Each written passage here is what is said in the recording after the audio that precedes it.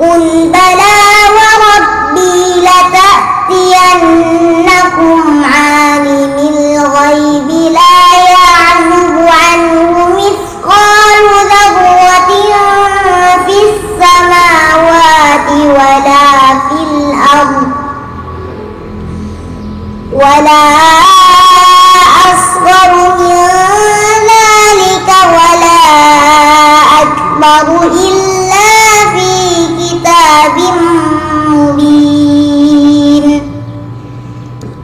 ليجزي الذين آمنوا وعملوا الصالحات أولئك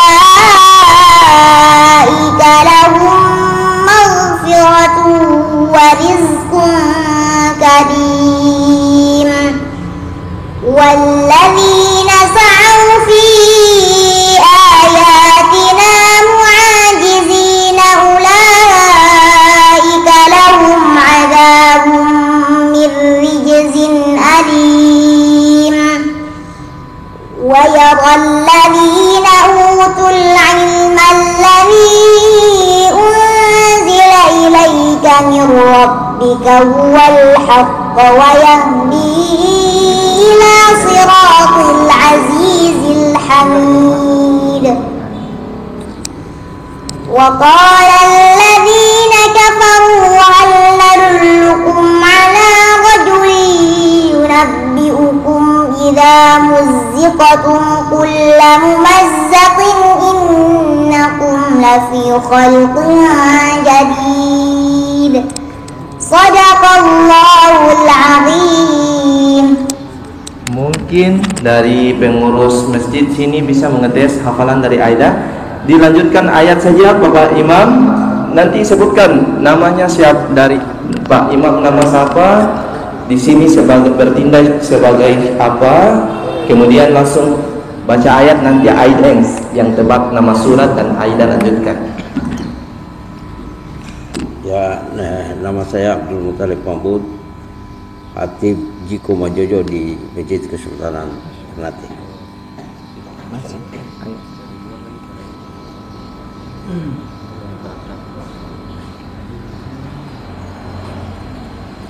Bismillahirrahmanirrahim.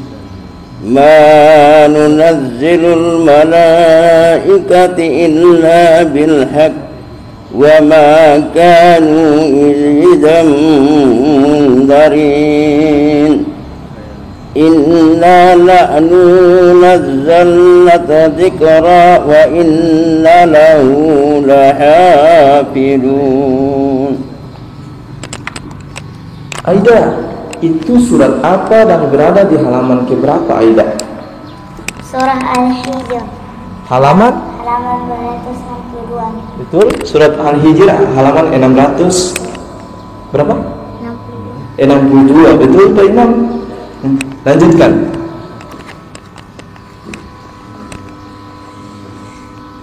Ma nunazzilul malaikata illa bil haqqi wa ma kanu idzan munzirin inna nahnu nazzalna dzikra wa inna lahu lahafizun wa laqad arsalna min qablika fi syi'il awwalin wa ma ya'tihim min rasulin illa kanu bihi yastahzi'un kadzalika nasluquhu fi qulubil mujrimin la yu'minuna bihi wa qad khalat sunnatul awwalin.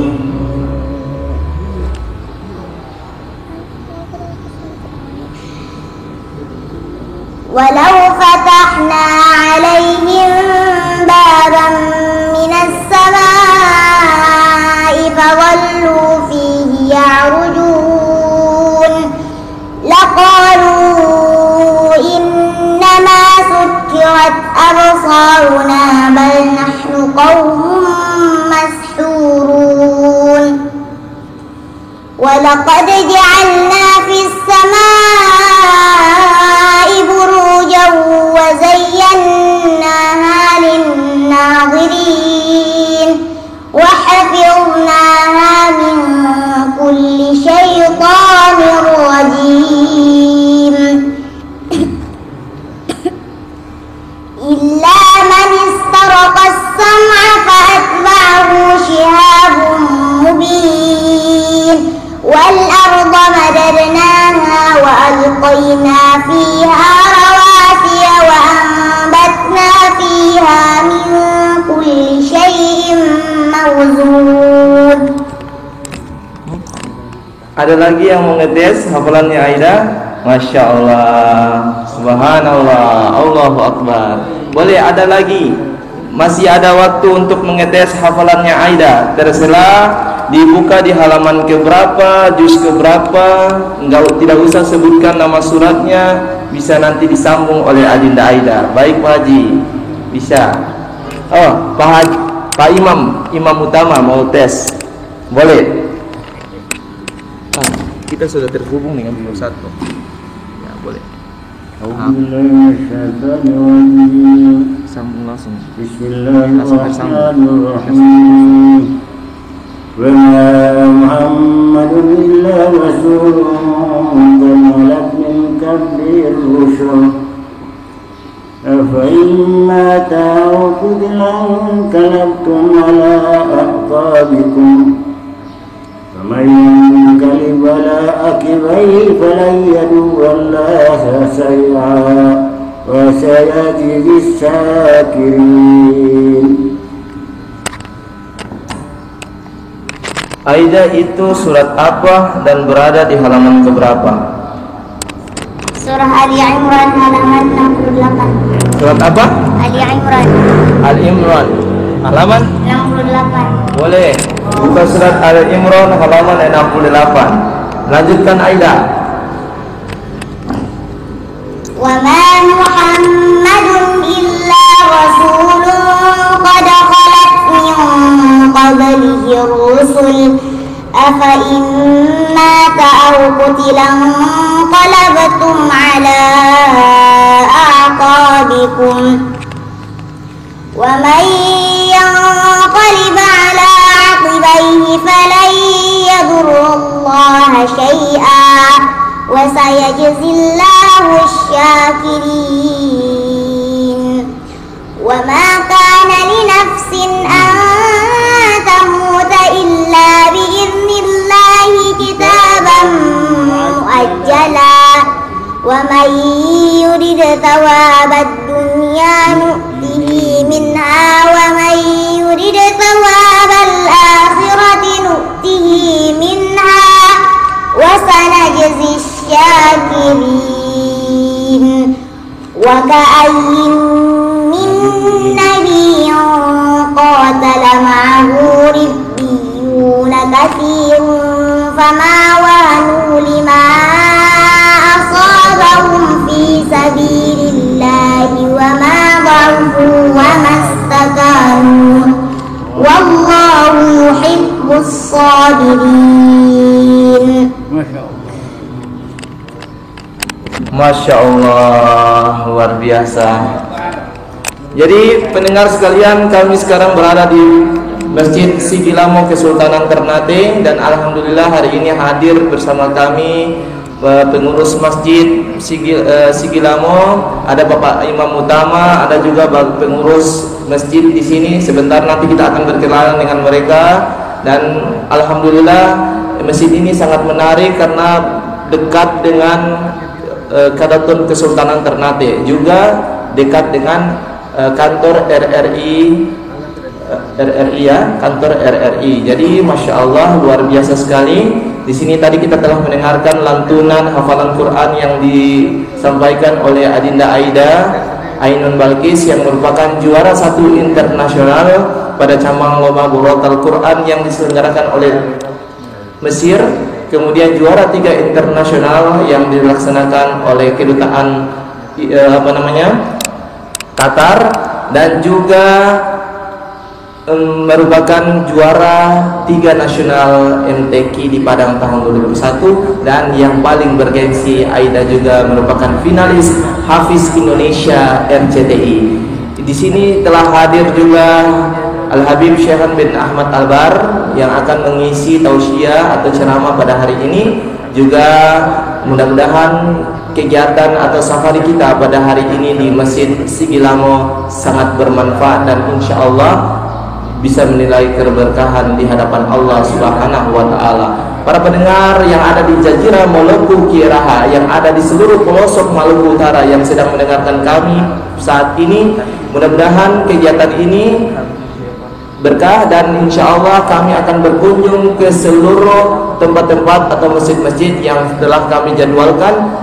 Tetap menunggu kami dan insya Allah kita akan sama-sama berbagi khazanah ilmu pengetahuan. Juga kita akan bisa mengetahui tentang profil masjid-masjid yang akan dikunjungi. Baik, tadi telah kita dengarkan hafalan Quran dari Aida. Mungkin ada juga yang mau menyambung ayat dengan Aida, Pak Imam? Ada? Satu ayat Al-Quran yang ingin disampaikan, biar Aida sambung. Surat apa, halaman berapa? Silakan. Ya, mungkin dari bapak-bapak yang ada di sana mau menyambung ayat dengan Aida, boleh? Ya, baik.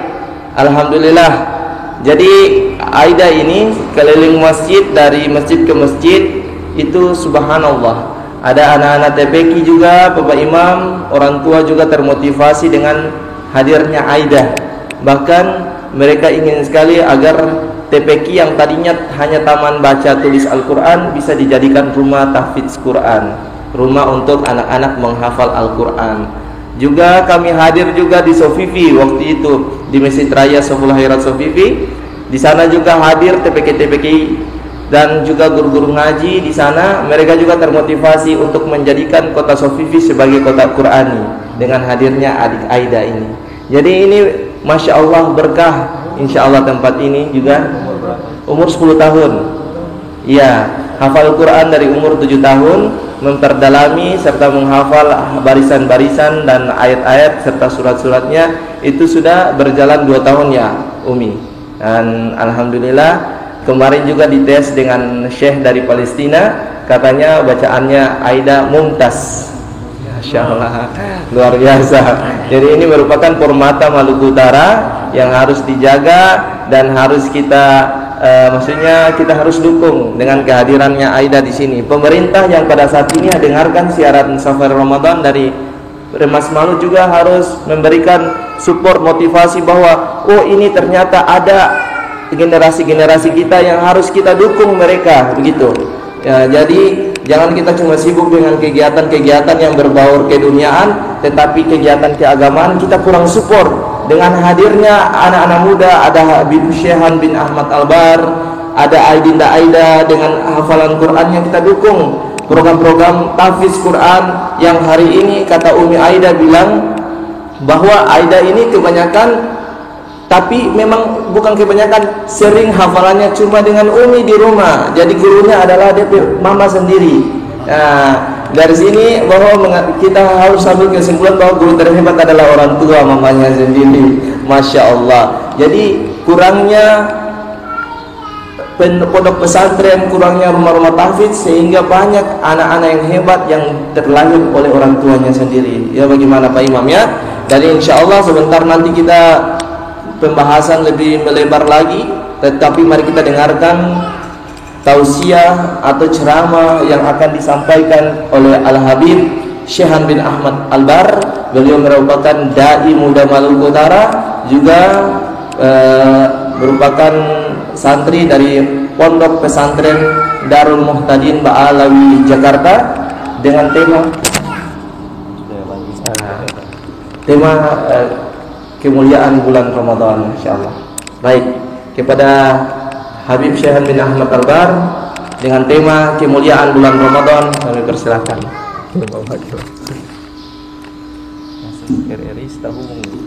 RRI tahu mengulas. Bisa pakai tak ada? Bilang siapa pemirsa pendengar? Bismillahirrahmanirrahim. Assalamualaikum warahmatullahi wabarakatuh. Alhamdulillah, alhamdulillah rabbil alamin. Wa bihi nasta'inu ala umuri dunya waddin. Allahumma shalli wa sallim ala sayyidina Muhammadin wa ala alihi wa sahbihi ajma'in, amma ba'du. Yang sama kita hormati, kita muliakan segenap para imam Masjid Kesultanan, para jamaah yang hadir, juga kita hormati Ketua Umum Prima DMI Maluku Utara Ustaz Haikal, yang kita hormati, kita sayangi Ade Aida, ada hadir Ummu Aida juga. Kita hormati juga segenap para pendengar di mana saja berada, yang insyaallah Allah subhanahu wa ta'ala memberikan kepada kita yang hadir di masjid ini maupun yang mendengar suara ini dari kejauhan rahmatnya Allah subhanahu wa ta'ala. Allah golongkan kita golongan orang-orang muttaqin, orang-orang yang bertakwa. Nah, pemirsa dan hadirin yang insyaallah dimuliakan oleh Allah subhanahu wa ta'ala, Allah subhanahu wa ta'ala memberikan kepada kita ini suatu amal ibadah yang namanya puasa. Kalau kita buka dalam sejarah,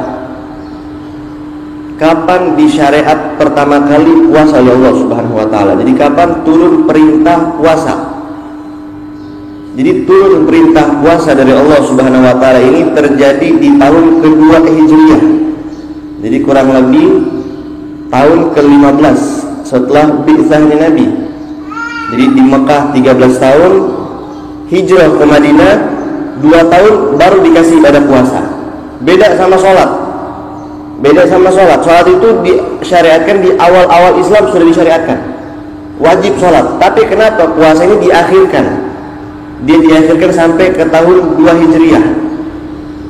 Jadi dikatakan bahwasanya puasa ini diakhirkan sampai ke tahun 2 Hijriah karena puasa ini ibadah yang berat. Karena puasa ini mengekang nafsu. Yang biasanya pagi-pagi makan, pagi-pagi ngopi, ini harus tidak boleh. Yang biasa siang-siang sudah makan lagi, sambil ngopi lagi, dan duhon apa segala macam, ini nggak boleh. Jadi kita dilatih oleh Allah subhanahu wa ta'ala untuk mengendalikan nafsu kita.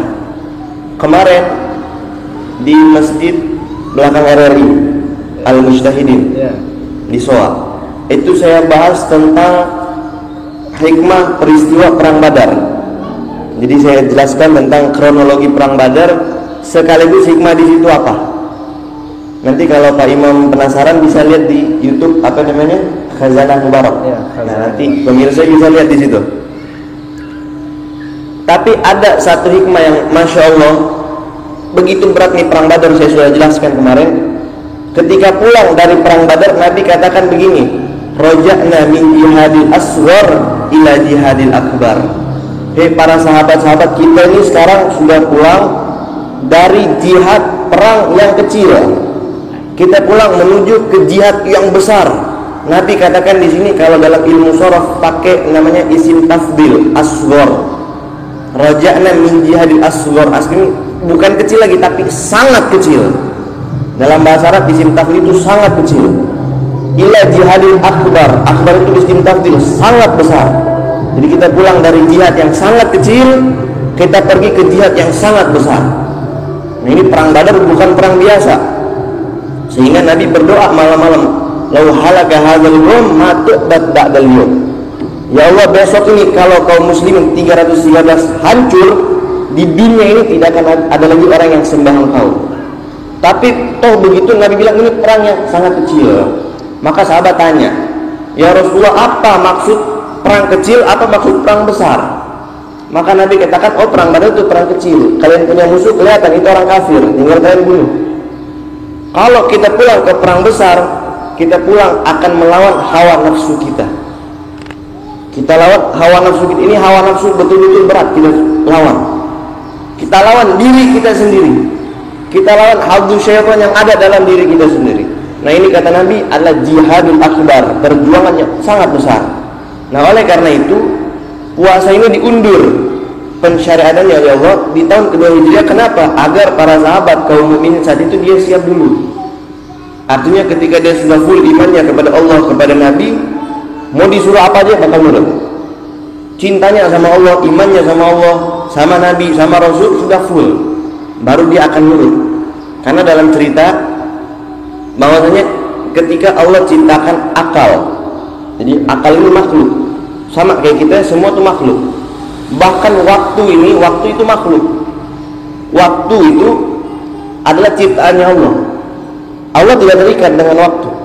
Karena kalau kita bilang waktu sudah ada, berarti waktu lebih dulu dari Allah. Maka waktu itu adalah sesuatu yang baru, hadis. Dulu tidak ada waktu, Allah tidak terikat dengan waktu. Allah ciptakan waktu, baru ada waktu. Nah ini akal Allah ciptakan. Ketika Allah ciptakan akal, Allah tanya, wahai akal, man anta? Wahai akal, kamu ini siapa?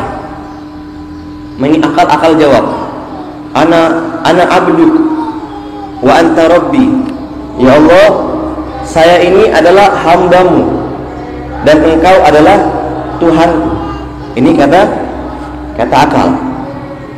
Kemudian Allah ciptakan yang namanya nafsu. Jadi nafsu yang ada dalam diri ini makhluk juga. Allah tanya, wahai nafsu, man anta? Wahai nafsu, kamu ini siapa? Maka lihat sombongnya pembangkangan nafsu. Nafsu bilang kayak begini, ana wa anta. Ya Allah, saya adalah saya, engkau ya engkau. Oh, Allah siksa, Allah murka, Allah siksa, Allah masukkan ke dalam neraka jahanam. Allah siksa di situ selama 1000 tahun, dibakar, nafsu dibakar. Kemudian Allah keluarkan di nafsu. Allah tanya lagi, wahai nafsu, man anta? Wahai nafsu, kamu ini siapa? Dia tetap jawab, ana wa anta.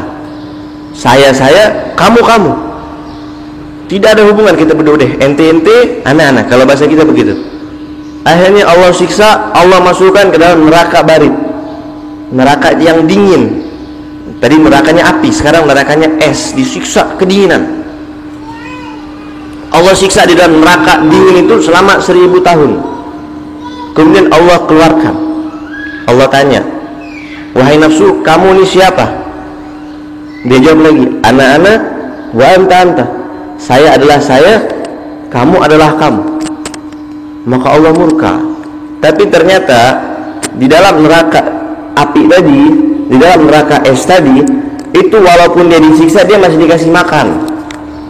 Dikasih makan walaupun dari duri, walaupun dari zakum, minumnya dari apa segala macam itu siksaan di neraka, tapi dikasih makan, dikasih minum.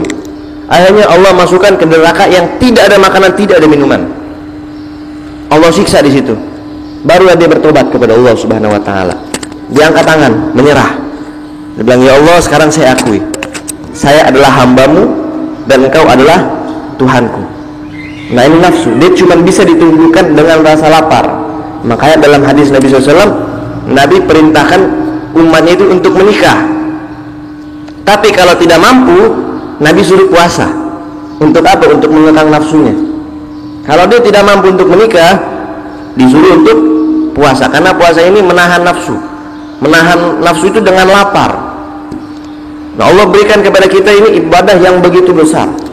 Sehingga kata Nabi SAW di dalam hadis qudsi, Allah berfirman, as-shaumu li wa ana ajzi bih. Puasa ini adalah untukku, kata Allah. Wa ana ajzi bih, dan saya yang nanti akan balas langsung. Jadi bukan lagi lewat malaikat, bukan lagi lewat hitung-hitungan, enggak, langsung Allah yang balas. Nah kata ulama, kenapa Allah mengatakan mengkhususkan as-shaumu li? Padahal kita sholat untuk Allah juga, kita zakat untuk Allah juga, kita haji untuk Allah juga. Tapi kenapa Allah katakan as-shaumu li, puasa itu untuk saya? Allah khususkan.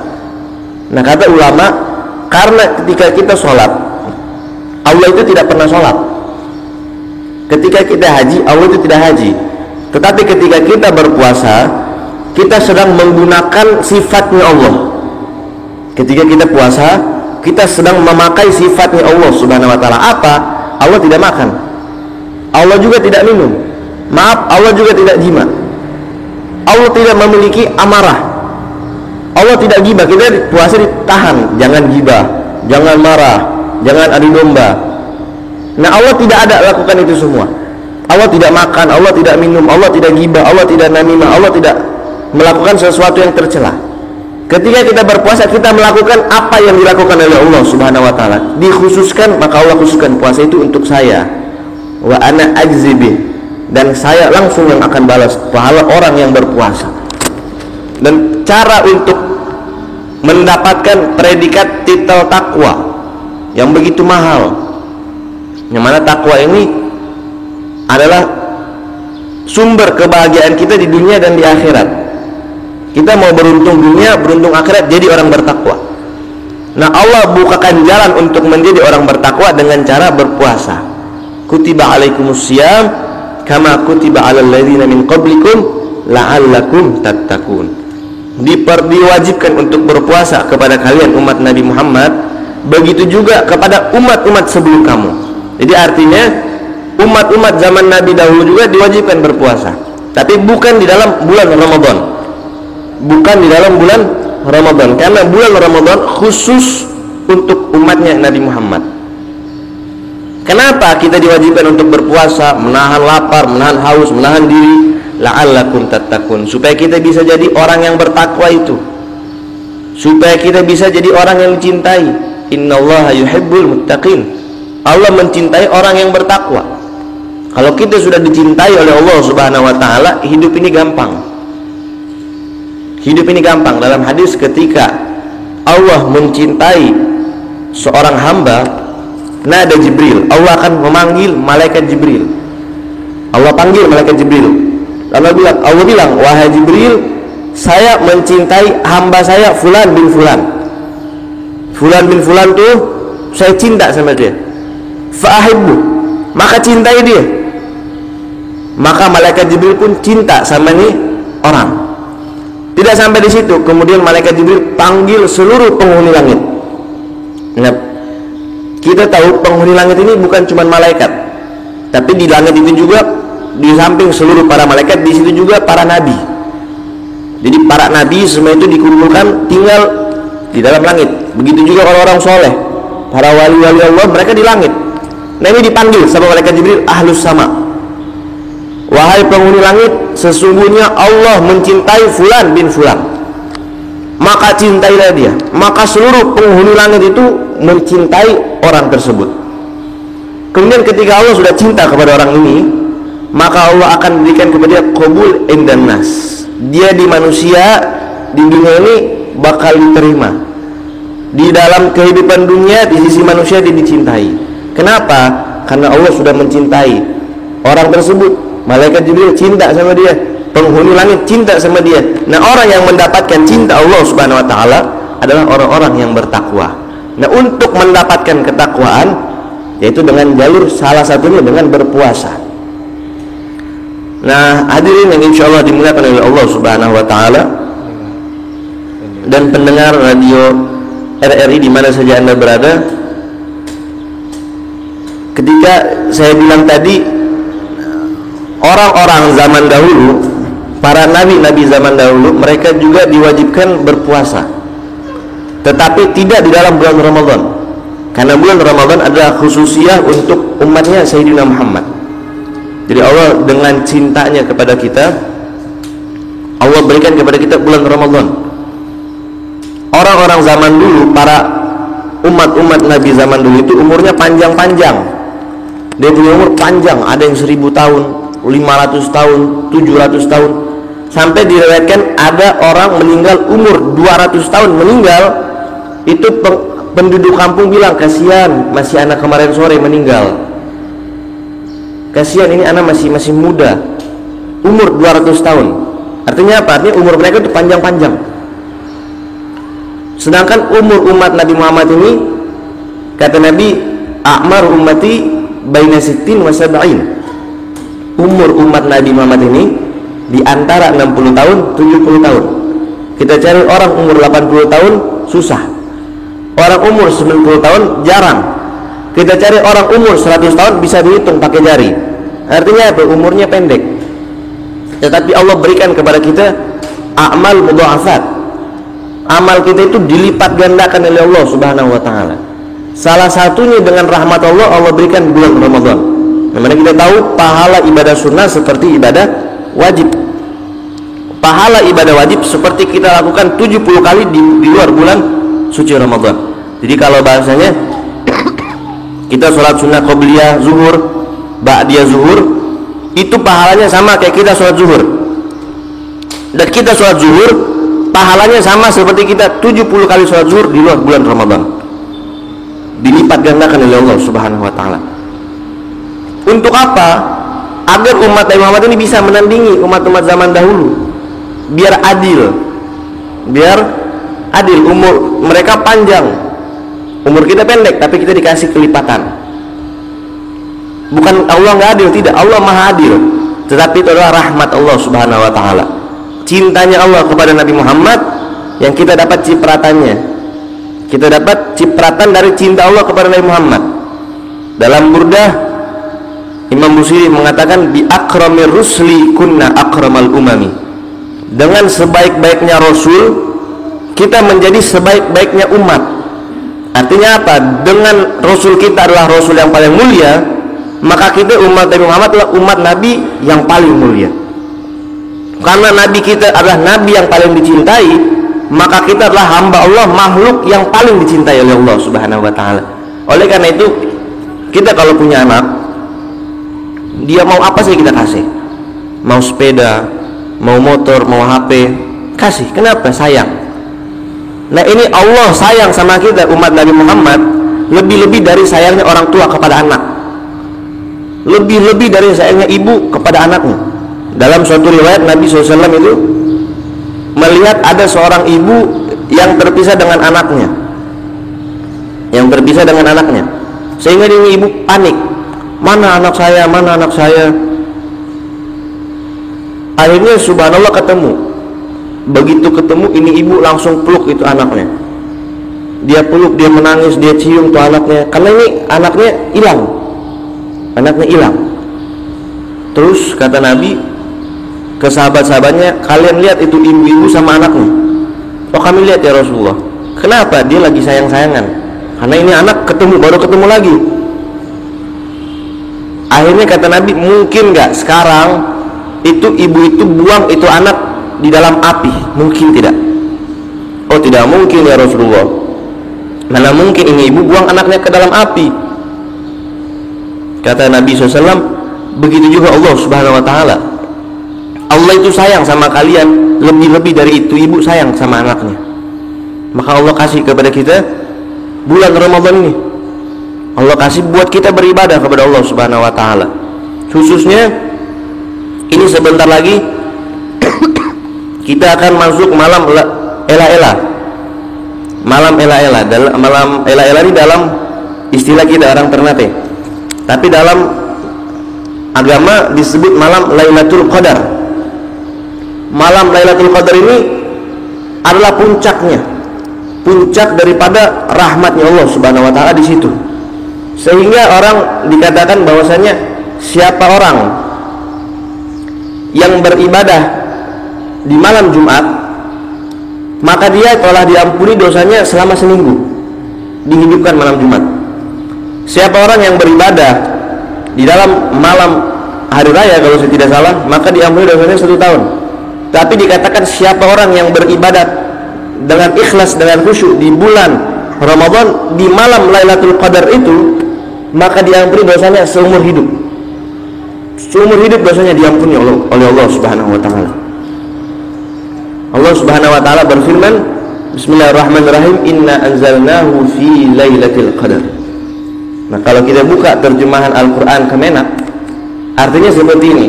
Inna anzalnahu fi Lailatul Qadar. Sesungguhnya kami telah menurunkan Al-Qur'an di malam Lailatul Qadar. Nah, kita tahu di dalam lafaz inna anzalna itu tidak disebutkan Al-Qur'an, tapi dia pakai domir huwa.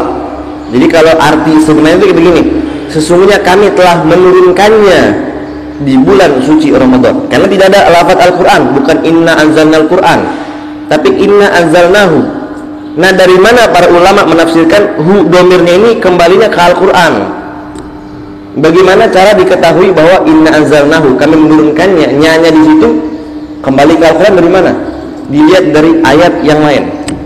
Dalam ayat yang lain Allah berfirman, syahrul Ramadan alladzi unzila fihi al-Quran. Bulan Ramadan itu adalah bulan yang mana Allah turunkan Al-Quran. Disebutkan syahrul Ramadan alladzi unzila fihi al-Quran hudan linnas wa bainatin minal huda wal furqan. Maka para ulama mengatakan malam Lailatul Qadar ini hanya terjadi di dalam bulan suci Ramadan. Maka hunya di situ adalah kembali kepada Al-Qur'anul Karim. Allah menurunkan Al-Qur'an secara utuh dari Baitul Izzah menuju sama'id dunya. Ke langit dunia itu secara utuh 30 juz kalamullah di malam Lailatul Qadar. Kemudian baru diturunkan kepada Nabi Muhammad SAW secara berangsur-angsur bertahap selama 23 tahun sesuai dengan keadaan kondisi yang ada di zaman tersebut. Allah turunkan ini malam yang begitu mulia. Al-Qadar adalah maknanya ar-rif'ah, al-azamah. Al-Qadar artinya adalah sesuatu yang tinggi dan mulia. Jadi ketika Allah turunkan malam Al-Quran, malam Lailatul Qadar, artinya Lailatul Qadar ini adalah malam yang mulia dan malam yang luhur, malam yang istimewa. Nah, timbul pertanyaan, kenapa Allah turunkan Al-Quran itu di waktu malam? Bukan waktu siang, bukan waktu duha, bukan waktu sore, tapi kenapa waktu malam? Nah, karena malam ini waktu yang paling mulia. Karena di saat malam itu dijelaskan bahwasanya tidak ada orang yang sibuk dengan dunia. Artinya kalau di pagi hari dia sibuk dengan dunianya dia sibuk dengan hartanya dia, ketika malam dia stop, istirahat. Kita kerja dari pagi sampai sore, malam pulang istirahat, artinya sudah tidak ada lagi urusan dunia. Dan khusus di waktu malam itu orang-orang soleh, para aulia Allah, orang yang dekat dengan Allah, mereka bangun beribadah, mereka bangun mendekatkan dirinya kepada Allah di waktu malam itu. Sehingga dikatakan bahwasanya ibadah di waktu malam hari itu lebih afdol daripada ibadah sunnah di siang hari. Makanya Allah pilih waktu yang paling mulia adalah waktu malam. Bahkan Isra Mi'raj saja ketika Nabi diperjumpakan dengan Allah itu di waktu malam. Subhanalladzi asra bi 'abdihi lailan. Allah mengisrakan, memperjalankan Nabi Muhammad di waktu malam. Artinya malam ini waktu yang mulia. Nah, Allah pilih malam Lailatul Qadar untuk menurunkan Al-Quranul Karim. Nah, saudara, kemuliaan malam Lailatul Qadar ini bukan dimuliakan oleh Nabi. Lailatul Qadar ini bukan dimuliakan oleh sahabat. Lailatul Qadar ini bukan dimuliakan oleh ulama. Tetapi malam Lailatul Qadar ini dimuliakan oleh Allah Subhanahu wa taala. Jadi langsung Allah yang muliakan ini malam. Allah langsung yang angkat ini malam Lailatul Qadar. Kemudian Allah firmankan di ayat berikutnya, "Wa ma adraka ma Lailatul Qadar." Wahai Muhammad, wahai Rasulullah, tahukah kamu apa itu malam Lailatul Qadar? Nah, pertanyaan di sini bukan Allah tidak tahu. Allah itu Maha tahu. Karena pertanyaan ini ada banyak, ada lil istifham, ada juga untuk dia membanggakan dirinya, ada juga untuk memuliakan sesuatu menggunakan kalimat pertanyaan. Contohnya kayak begini, ada orang dari Jakarta, dia datang ke Masjid Kesultanan, terus dia tanya ke Pak Imam, Sultan sekarang siapa? Dia tanya Sultan kita karena dia tidak tahu, maka dia butuh jawaban, dia butuh pemberitahuan. Beda sama kita yang bilang ke orang Jakarta itu, mau tahu tidak Sultan saya siapa? Itu bukan kita tidak tahu Sultan kita siapa, karena kita banggakan kita punya Sultan, karena kita buat menunjukkan kemuliaan Sultannya kita. Kira-kira begitu, betul? Kalau kita tanya, kamu tahu tidak siapa sultan saya? Itu kita bangga, kita muliakan, kita angkat. Beda sama orang luar tanya, itu dia buat cari jawaban. Nah, Allah tanya kepada Nabi Muhammad ini bukan buat cari jawaban, tapi buat menunjukkan kemuliaan malam Lailatul Qadar. Tahukah kamu apakah itu malam Lailatul Qadar? Allah pengen tunjukkan kemuliaannya ini. Inna anzalnahu fi Lailatul Qadar wa ma adraka ma Lailatul Qadar. Lailatul Qadri khairun min alfi syahr. Lailatul Qadar itu lebih baik daripada 1000 bulan. Lebih baik. Allah tidak mengatakan sama dengan 1000 bulan. Allah tidak katakan begitu. Allah tidak katakan Lailatul Qadar setara, tapi Allah katakan khairun, lebih baik daripada 1000 bulan. Nah, asbabun nuzul ayat ini turun dijelaskan bahwasanya Nabi itu duduk sama sahabatnya. Kemudian Nabi cerita tentang seorang mujahid namanya Sam'un. Nabi Sam'un Al-Ghazi alaihissalam. Ini Nabi Sam'un ini dia ibadah kepada Allah, sholat malam, puasa, dan berjihad di jalan Allah selama 1000 tahun. Akhirnya sahabat-sahabat yang dengar nih cerita Nabi Sam'un, mereka sedih. Ya Rasulullah, itu Nabi Sam'un bisa ibadah 1000 bulan. 1000 bulan. Dia jihad, siangnya puasa sambil jihad, malamnya qiyamul lail, tahajud selama 1000 bulan. Ini sahabat sedih, ya Rasulullah kita tidak bakal bisa kayak begitu. Kita punya umur pendek. Kita punya umur pendek karena 1000 bulan itu kurang lebih 83 tahun. 1000 bulan itu kurang lebih 83 tahun, lebih 4 bulan. Nah, ini Nabi Sam'un ibadahnya kayak begitu. Akhirnya Allah turunkan wahyu, inna anzalnahu fi Lailatul Qadar wa ma adraka ma Lailatul Qadar. Lailatul Qadri khairun min alfi syahr. Malam Lailatul Qadar yang aku berikan kepada kalian umat Nabi Muhammad itu lebih baik daripada 1000 bulan tadi. Jadi kalau kita bisa dapat itu malam Lailatul Qadar, kita seakan-akan dicatat oleh Allah beribadah selama 83 tahun dan lebih baik dari 1000 bulan yang dilakukan oleh Nabi Sam'un tadi. Lailatul Qadri khairun min alfi syahr. Tanazzalul malaikatu warruh fiha bi'izni rabbihim min kulli amr. Di malam itu malaikat-malaikat Allah seluruhnya turun ke muka bumi ini, dipimpin oleh Ar-Ruh, pemimpin malaikat, yaitu malaikat Jibril. Malaikat Jibril turun sampai dikatakan bahwasanya malaikat yang turun dari langit memenuhi bumi ini lebih banyak jumlahnya daripada pepohonan dan bebatuan yang ada. Jadi malaikat yang turun itu jumlahnya lebih banyak dari pohon, lebih banyak dari batu yang ada di muka bumi ini. Sampai dikatakan itu malam sesak dengan para malaikat. Artinya turun semua. Begitu juga malaikat Jibril. Malaikat Jibril tugasnya ini adalah aminul wahyi, menyampaikan wahyu. Jadi ketika Nabi Muhammad wafat, ini malaikat Jibril sudah tidak turun lagi. Tetapi khusus di malam Lailatul Qadar ini turun dia. Untuk apa malaikat Jibril, para malaikat yang begitu banyak turun memenuhi bumi? Salamun hiya hatta matla'il fajr.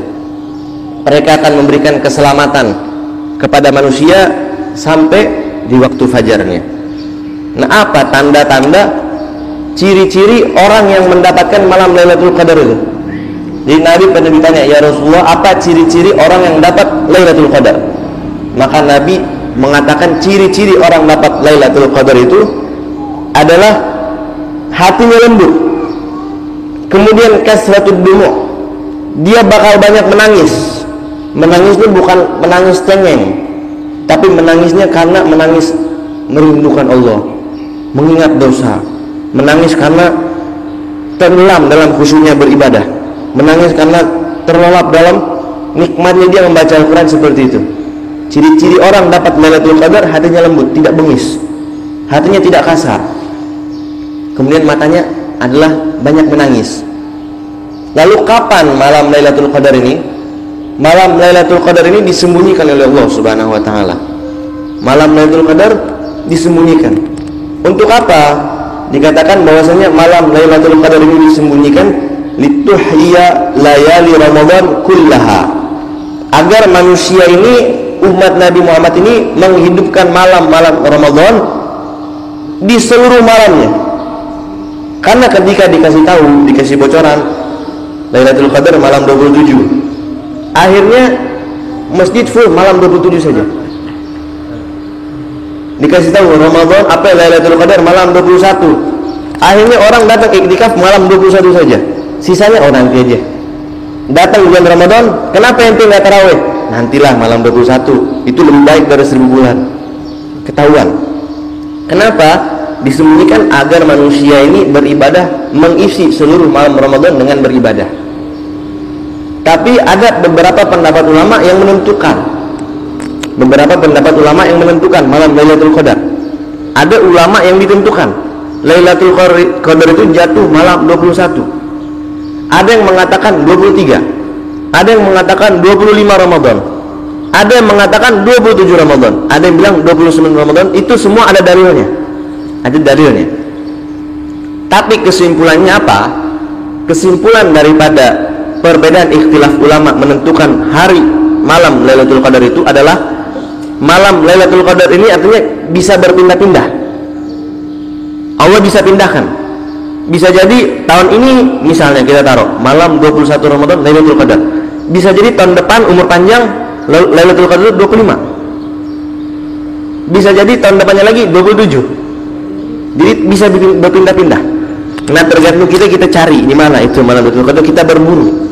Beda sama harta karun. Jadi kalau harta karun dunia, harta dunia ini kita cari di tempat-tempat. Kita cari tempat. Di tempat ini ada peninggalan harta ini. Di dalam tanah segini. Begitu juga di sini ada harta karun. Itu harta karun dunia. Kalau harta karun akhirat kita cari itu bukan di tempat, tapi di waktu-waktu. Di antara waktu maghrib dan isya, di malam Lailatul Qadar, di malam ini, di waktu itu kita cari harta karun akhirat itu di dalam waktu-waktu. Agar apa? Agar kita ke akhirat nanti kita bawa amal yang banyak. Ibarat kata harta karun. Nah, hadirin yang insyaallah dimuliakan oleh Allah Subhanahu wa taala, begitu juga pendengar radio Republik Indonesia. Nah, di bulan Ramadan ini mari kita sama-sama tingkatkan ibadah kita. Kita lihat.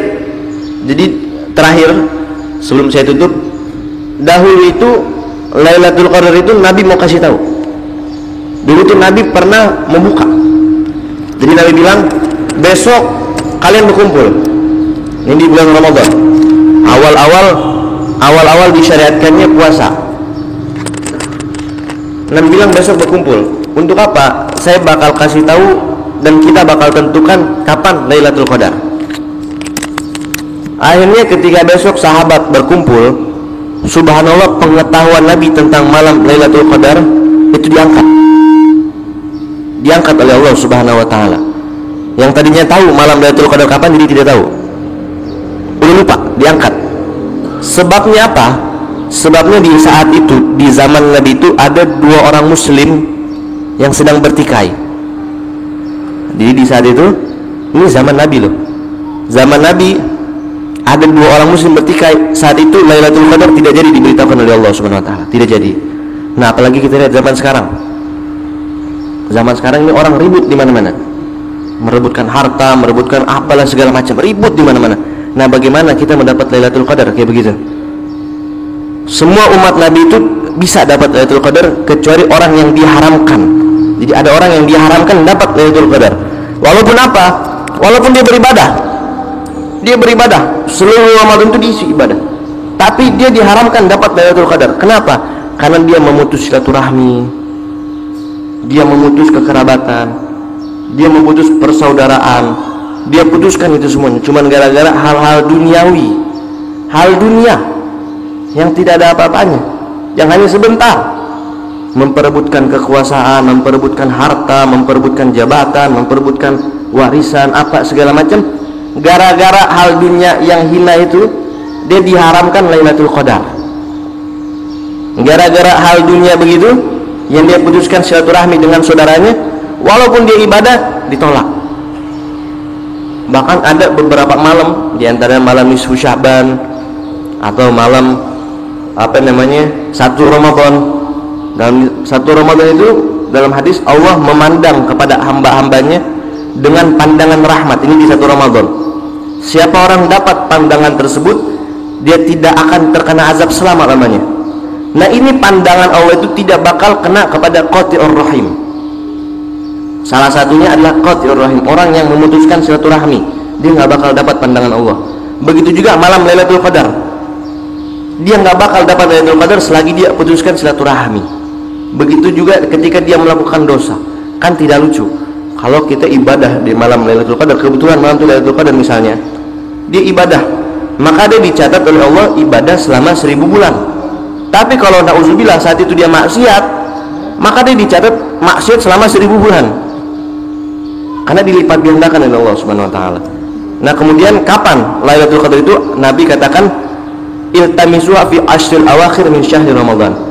Cari malam Lailatul Qadar itu di 10 hari terakhir bulan Ramadan. Ini kita bakal masuk 10 hari terakhir. Kita kuatkan ibadah kita. Nah, kadang-kadang orang ini semakin akhir Ramadan itu, di awal-awal Ramadan i'tikaf di masjid, akhir Ramadan i'tikaf di mall. Awal Ramadan i'tikaf di masjid, akhir Ramadan i'tikafnya di mall. Harusnya tabalik, bukan tabalik, harusnya dari awal sampai akhir di di masjid. Karena di semakin akhir Ramadan, di situ rahmat Allah semakin besar, semakin banyak bonus itu di akhir Ramadan. Tapi orang pada lupa, sudah dibikin lupa oleh Allah Subhanahu wa taala. Nah, itulah mahalnya hidayah dan taufik dari Allah Subhanahu wa taala. Banyak orang tahu, tapi buat datang i'tikaf akhir Ramadan itu susah. Nah, mudah-mudahan Allah kasih kita semua yang hadir di sini maupun yang dengar dari kejauhan taufik dan hidayah Allah Subhanahu wa taala, agar kita bisa memaksimalkan ibadah kita di akhir-akhir Ramadan ini. Dikatakan nisfu Ramadan dhahaba, setengah Ramadan sudah pergi, wa nisful akhir dhahabun, tetapi setengah yang akhir ini adalah emas. Jangan sia-siakan emas yang ada depan mata kita ini. Nah, semoga Allah Subhanahu wa taala memberikan kita taufik hidayah agar kita bisa maksimal di bulan ibadah di dalam bulan Ramadan ini, dan kita tercatat orang-orang yang bertakwa, kita dicintai oleh Allah Subhanahu wa taala, dan kita mendapatkan malam Lailatul Qadar. Nah, sebagai penutup, malam Lailatul Qadar ini 1000 bulan. Jadi kalau kita kalkulasi dalam umur hidup kita, kalau kita bisa dapat 12 kali bulan Ramadan dan kita dapatkan tuh 12 Lailatul Qadar, maka kurang lebih kalau kita itu, kita dicatat ibadah oleh Allah selama 2000 tahun. Asal kita dapat itu 12 kali Lailatul Qadar. Nah, mudah-mudahan kita dapat Lailatul Qadar, amin. Dan kita digolongkan orang-orang bertakwa. Nah, ini saja yang dapat saya sampaikan. Suatu kehormatan buat saya bisa mengisi acara bersama Prima di Masjid Kesultanan ini. Nah, semoga kita bisa dibukakan pintu lagi di tahun-tahun yang akan datang, kita bisa diterima lagi di masjid ini. Dan mudah-mudahan saya di sini tadi dapat ilmu banyak dari Pak Imam, tentang banyak, bercerita dengan Pak Imam banyak. Nah, mudah-mudahan kita dapat berkah. Kita ini cuma ngarep berkah aja, berkah dari Masjid Sultan, berkah dari kesultanan Islam kita yang kita banggakan. Nah, mudah-mudahan kita doakan juga pemimpin-pemimpin kita, kesultanan maupun pemimpin pemerintahan, mudah-mudahan menjadi pemimpin yang istiqomah di jalan Allah Subhanahu wa taala, memberikan kepada mereka taufik dan hidayah di jalan Allah yang lurus, sehingga menuntun kita sebagai rakyatnya agar kembali mengikuti jalannya Nabi Muhammad SAW, mengikuti pemimpin yang istiqomah di jalannya Nabi Muhammad SAW. Hadirin ya Allah wa iyyakum ila shiratal mustaqim. Wassalamualaikum warahmatullahi wabarakatuh. Waalaikumsalam warahmatullahi wabarakatuh. Baik pendengar dan hadirin sekalian, tadi kita telah mendengarkan hikmah Ramadan yang telah disampaikan oleh Al-Habib Syahan bin Ahmad Albar. Mudah-mudahan apa yang telah disampaikan oleh beliau menjadi bahan catatan bagi kita untuk senantiasa meningkatkan amalan kita di 10 hari terakhir pada bulan Ramadan ini. Mudah-mudahan kita semua insyaallah diberikan taufik oleh Allah Subhanahu wa taala sehingga kita bisa mendapati malam Lailatul Qadar yang lebih baik daripada 1000 bulan. Baik pendengar dimanapun Anda berada, serta Bapak Imam dan pengurus Masjid Kesultanan Sigilamo yang hari ini berada di masjid, dan para pendengar sekalian, jangan dulu beranjak. Kita akan masuk ke acara inti yang kedua, yaitu tanya-tanya kepada pihak BKM masjid yang ada di Masjid Kesultanan. Kepada Bapak Imam, mungkin saya ingin bertanya sedikit tentang sejarah terbentuknya Masjid Kesultanan Sigilamo dan apa saja kegiatan-kegiatan yang telah dilakukan di masjid ini untuk menjaga agar adat-adat yang ada di Kesultanan masjid ini itu bisa terpelihara dari zaman dahulu, yaitu zaman Sultan yang paling pertama sekali, Sultan yang pertama yang buat ini masjid ini, atau bagaimana? Mungkin saya ingin tahu tentang sejarah itu. Terus mungkin Pak Imam bisa jabarkan tentang kegiatan-kegiatan. Pasti masjid ini berbeda dengan masjid-masjid yang lain karena ini masjid Sultan, kan? Kemudian badan pengurus juga di sini. Pak Imam pernah bercerita dengan saya sedikit sebelum kami turun di masjid sini. Namanya juga berbeda dengan pengurus badan tamir masjid yang ada di masjid-masjid yang lain itu. Ada bobato akhirat dan apa itu saya belum paham begitu, dan pendengar pasti belum mengetahui secara jelas tentang Masjid Kesultanan. Mungkin kebanyakan pendengar yang ada di pelosok-pelosok sana serta yang ada di kota Ternate ini ingin tahu tentang hal tersebut, tentang keterkaitan Masjid Kesultanan Ternate yang hari ini kami kunjungi, yaitu Masjid Kesultanan Sigilamo. Silakan Pak Imam. Dengan Pak Imam siapa nih namanya? Haji Sadik Imam Moti, yang merupakan imam utama di Masjid Kesultanan Sigilamo. Silakan Pak Imam. Terima kasih. Kami sangat berterima kasih dengan kedatangan dari pihak BKM Provinsi, dan kemudian lagi terakhir ingin menerima sedikit pandangan dari kami tentang adanya masjid ini. Barangkali di dalam masjid ini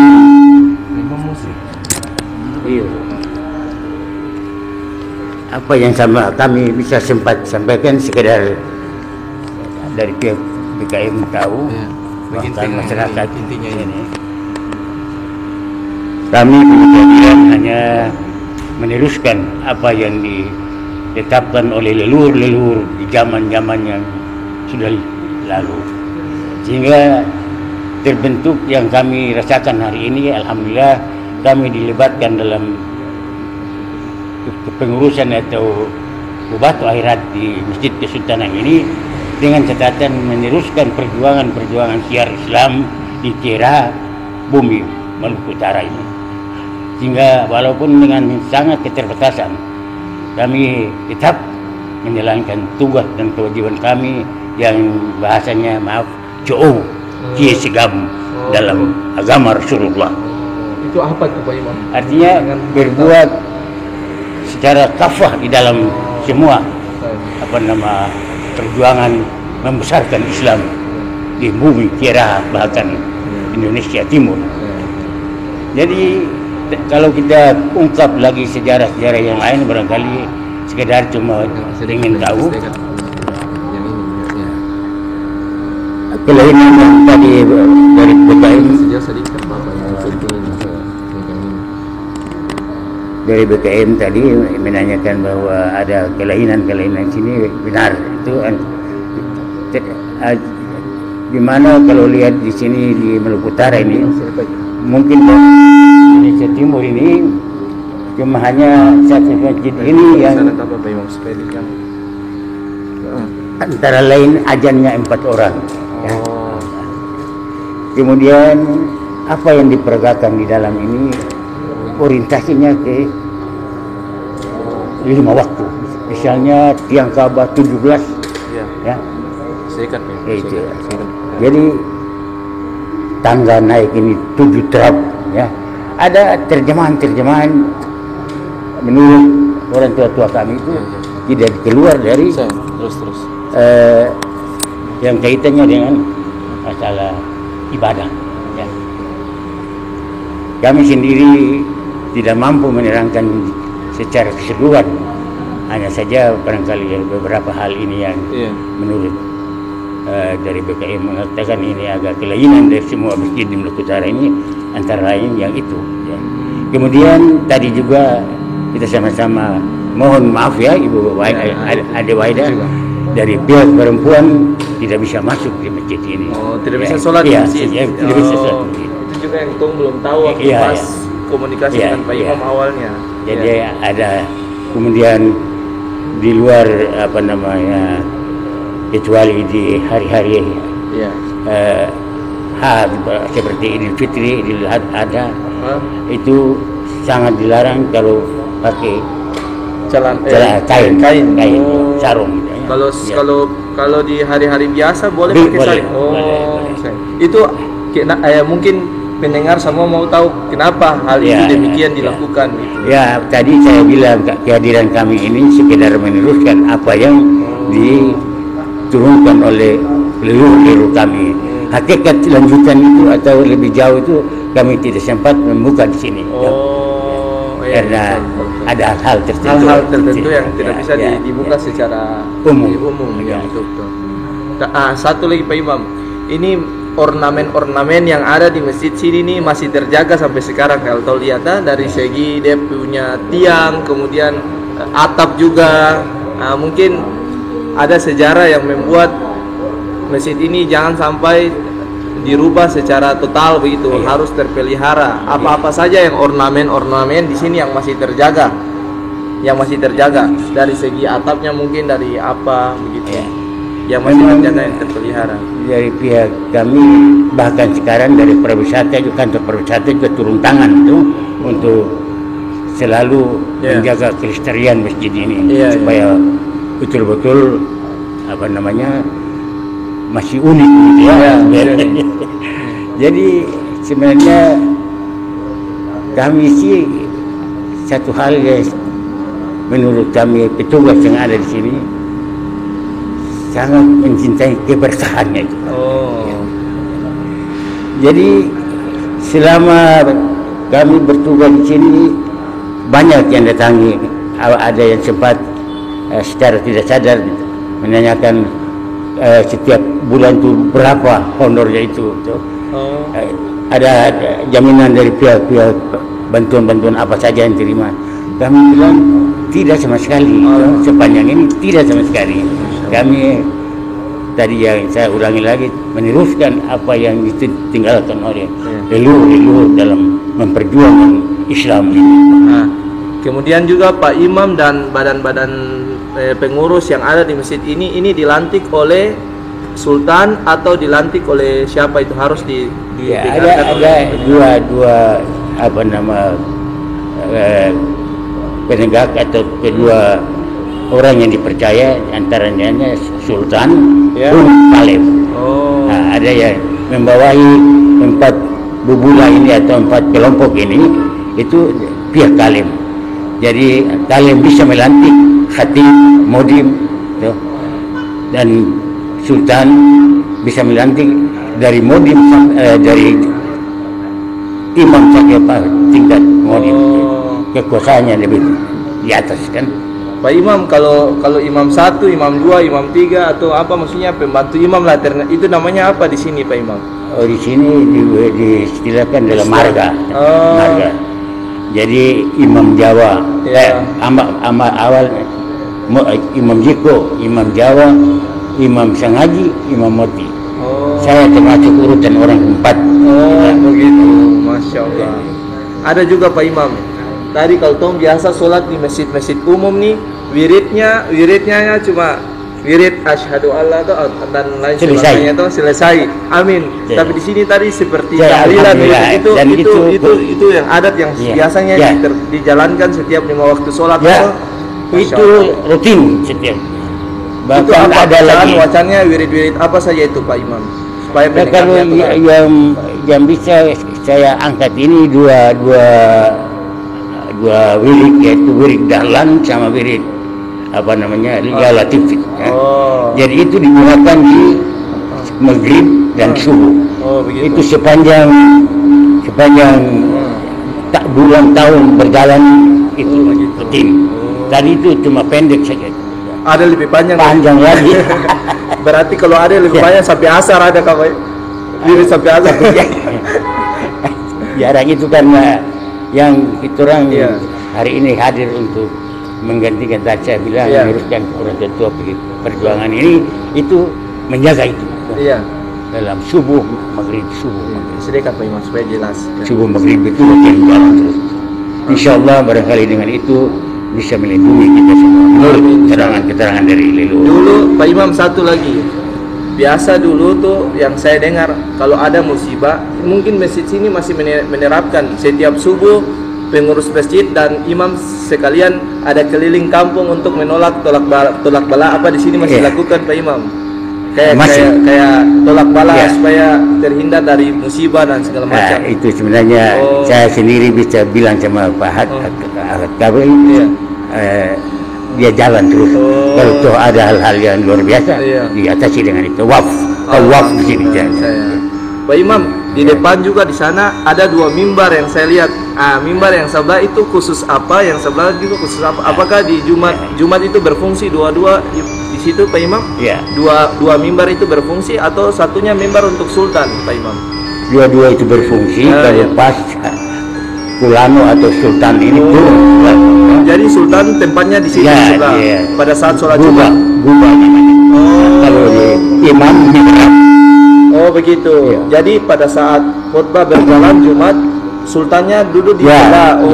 Dalam gubah. Berarti ada sedikit perbedaan dengan masjid-masjid pada umumnya. Kalau pengantar khotib itu Pak Imam, ada berapa? Kan pada umumnya kan naik itu berbeda juga. Ada sedikit berbeda. Modim yang antar saja. Modim yang antar. Dan di sini dinamakan tempat ajan tuh juga. Malaku sama Mahimo. Dua orang ini yang punya kewajiban untuk mengantar setiap hari naik khutbah. Terakhir Pak Imam, keterlibatan anak muda di masjid ini nih Pak Imam. Maksudnya mungkin ada Pak Imam punya anak-anak yang masuk juga pengurus di masjid sini. Ini keterlibatan mereka untuk membantu para orang tua dalam hal pengurus di masjid sini tuh. Apakah mereka berperan penting juga di sini dan mereka fungsinya tugasnya sebagai apa di sini anak-anak muda di sini Pak Imam? Kalau bicara fungsi anak-anak muda di sini cuma itu spontanitas saja orang. Begitu. Ada di sini kita orang ini punya anak-anak sendiri, orang aktif di Dohor asal 5 waktu dah. Tapi orang tidak dikoordinir dalam satu bentuk badan gitu. Begitu. Bukan berarti lihat tapi memang hadir dengan kesungguhan gitu. Jadi yang ada ini langsung membantu ini dari modim-modim yang sudah dilantik gitu. Begitu. Jadi setiap kelompok itu 8 orang, ada yang 9 yang jalan sekarang. Jadi kita 30 sekian orang itu rolling dari Jumat ke Jumat. Gitu ya. Pak Imam, kalau misalkan kan tadi Pak Imam bilang bahwa setiap Jumat sultannya duduknya di sebelah sini, kan? Kan tong tahu bersama berapa tahun yang lalu vakum tidak ada sultan. Itu khutbah Jumat apakah mimbar itu atau tempat itu terisi atau bagaimana Pak Imam? Sementara itu kosong kalau memang itu khusus sultannya masuk di situ. Di luar itu luar biasa hebatnya Masjid Sultan Ternate ini. Insyaallah mudah-mudahan untuk seterusnya ya. Harus begitu, harus dijaga adat istiadat di sini itu terpelihara tetap. Luar biasa Pak Imam, sangat luar biasa dan ini memotivasi terinspirasi kita warga Maluku Utara harus tahu tentang sejarah orang tua kita dulu yang dulu seperti itu. Kalau di sini jumlah total imam ada berapa Pak Imam? Seharusnya yang ada sekarang 6. Ini berfungsi 5 waktu sholat atau? Ya, rolling tadi saya bilang. Rolling. Dari Jumat ke Jumat. Dari Jumat kelompok yang 8 ini masuk. Kemudian Jumat lagi kelompok yang 1 masuk. Begitu. Masya. Dari 4 bubula begitu kan. 4 pulau. Iya, bubula.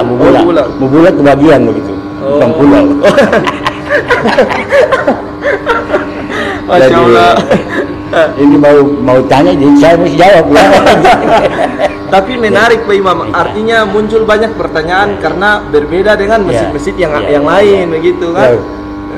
Jadi semua imam nih tempat tinggalnya juga berbeda-beda Pak Imam ini, dan memang ditugaskan khusus gitu. Jadi misalnya Jumat besok ini yang satu ini rombongan keluar, yang satu masuk. Cuma alhamdulillah ada kebijakan dari pihak Kalim. Iya. Di dalam bulan Ramadan ini kita libur semua, jadi kumpul semua. Oh, gitu. Lepas cuma jalan-jalan dalam arti 5 waktu ini ada yang di antara 1 orang atau 2 orang yang di Bubula itulah yang mengembalai setiap hari menjaga. Masya Allah, luar biasa Pak Imam. Terakhir dari tadi, terakhir terus. Pak Imam, harapan kepada kami anak muda Maluku Utara nih selaku pengurus remaja masjid, harapan dari Pak Imam dan harapan juga pandangan dari Pak Imam terhadap kegiatan yang kami lakukan sekarang safari Ramadan pindah-pindah masjid nih. Harapan Pak Imam ke depan itu seperti apa? Silakan. Barangkali awalnya saya bersyukur sekali mengucapkan alhamdulillah, walaupun hari ini dengan kesibukan atau gejolak-gejolak yang kita sama-sama mengerti ini, tapi alhamdulillah dari pihak anak-anak muda juga tidak terlepas rasa tanggung jawab dalam agama Allah di bumi, ciptaan Allah ini, ya. Jadi mudah-mudahan dengan kekuatan-kekuatan fi sabilillah ini selalu jalan, insyaallah. Kami tetap menerima kapan saja. Allah, berarti silaturahmi yang kali ini tidak akan putus. Ya. Amin, amin. Insyaallah di tahun-tahun akan datang. Amin. Masya Allah. Sebab Haikal kali ingat, baburlah itu orang muda dan berjuang luar biasa di dalam mengembangkan agama Islam. Jadi mudah-mudahan pemuda-pemuda ini menjejaki jejaknya babullah, insyaallah. Insyaallah. Dan saya juga mengajak kepada pengurus masjid ini untuk bisa berdiskusi dengan saya kalau nanti saya undang di hari Jumat di RRI, dekat saja ke sana tuh. Bisa bincang-bincang soal itu ini dengan nanti Haikal hubungi pimpinan, baru dari pimpinannya. Oh, siapa pimpinannya? Pak Kalim. Oh, ini Ustadz Hidayat. Ya, Ustadz Hidayat. Oh, boleh. Supaya orang bisa lebih mungkin kontak langsung dengan masyarakat kan? Dengan adanya seperti itu. Masya Allah, luar biasa Pak Imam. Luar biasa. Terima kasih banyak.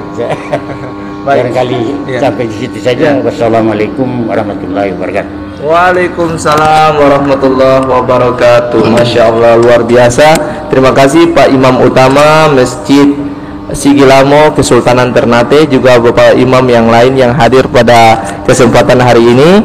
Ada adik Aida juga, Habib Syekhan bin Ahmad Albar. Terima kasih banyak Bapak Imam atas kesempatannya serta menerima kami kunjungan di masjid yang sama-sama kita cintai ini. Baik, itulah para pendengar sekelumit pertanyaan dan jawaban yang dijawab langsung oleh Imam Utama Masjid Sigilamo Kesultanan Ternate, yang kali ini agak sedikit berbeda ya dengan masjid-masjid yang kami kunjungi.